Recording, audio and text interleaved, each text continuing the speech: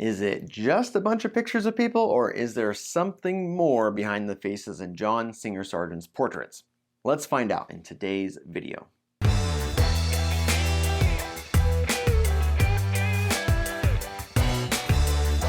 Hey guys, Cody here with Found Atelier, and it's time to wrap up our three-part video series on John Singer Sargent. So far, we've talked about his technical ability to execute a painting and how he composed them. Each of these videos can be found up here. If you haven't done so already, take a look at those before watching this one. Also, make sure you stick around until the end of the video where I'll share my honest opinion of his work. Today we're going to discuss the third and final component of strong artwork, the concept. In my opinion, art is really just a form of communication. One person, the artist, has an idea about something that they want to share with others. Sometimes that idea is really profound and deep, and other times it's really simple. They create a piece of art to visually and non-verbally communicate that message to their viewer. The best pieces are those that have a really meaningful, worthwhile message to communicate, and they, importantly, convey it clearly. As far as Sargent's work, as you've seen, he was mainly known as a portrait painter. Now, the main and highest priority of a portrait artist is to capture the likeness of the sitter, right? That's what separates portrait painting from just regular figurative painting. But a painted portrait goes beyond just capturing a likeness. It offers kind of a psychological insight into the sitter, encapsulating their entire personality in a way that a photograph just quite can't. In the best portraits, artists are able to do this. Let's see how Sargent did. Going back to our three Sargent paintings, let's look at the first one, The Daughters of Edward Darley Boyd. In here, the subjects are obviously the girls. The scene is set in their Paris apartment at the time. What first seems like a really simple scene of just some kids playing quickly becomes something more when you really look at it. It has an ominous, almost like a horror movie vibe to it, doesn't it? Sargent was known for infusing his portraits with narrative and psychology, and in this case, the girls are sitting in order of their age.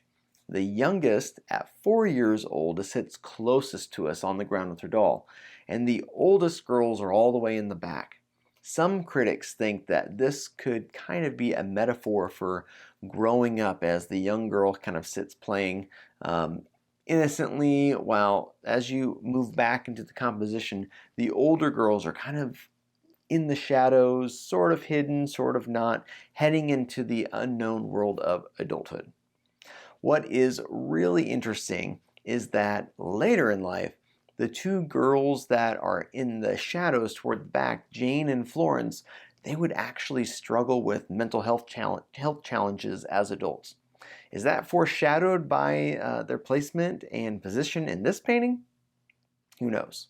Lady Agnes presents a much more upbeat portrait with the lighter pastel colors and a higher value key. The subject here is Gertrude Agnew, the wife of Sir Andrew Agnew, who commissioned the portrait. The piece was a huge success and gave her a ton of notoriety in their social circles. She has a serious yet maybe slightly irritated look on her face. She seems at ease in the chair, but notice that is contrasted just a little bit by her left hand clenching the arm of the furniture. It's known that at the time of the sitting, she was actually dealing with the flu, so maybe the clenched hand and serious gaze might be conveying how she was really feeling at the time.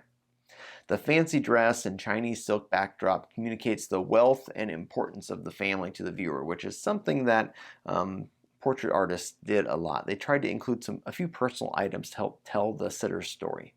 Moving on to the Muddy Alligators painting, we're still dealing with portraiture. We're just dealing with animals instead of people.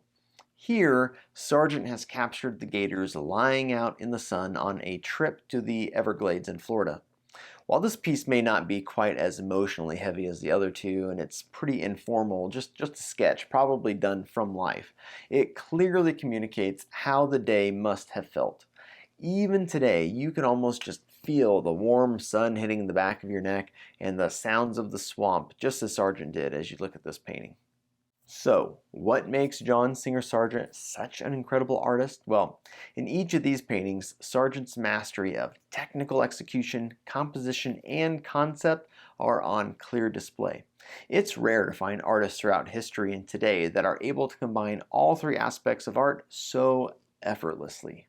Now, what do I think about his work? Well, I have to admit I'm a little biased. He is one of my favorite artists, which is why I wanted to do him first in my kind of artist evaluation series. I love looking at his work. If you ever have a chance to go see it in person at an art museum, you really should.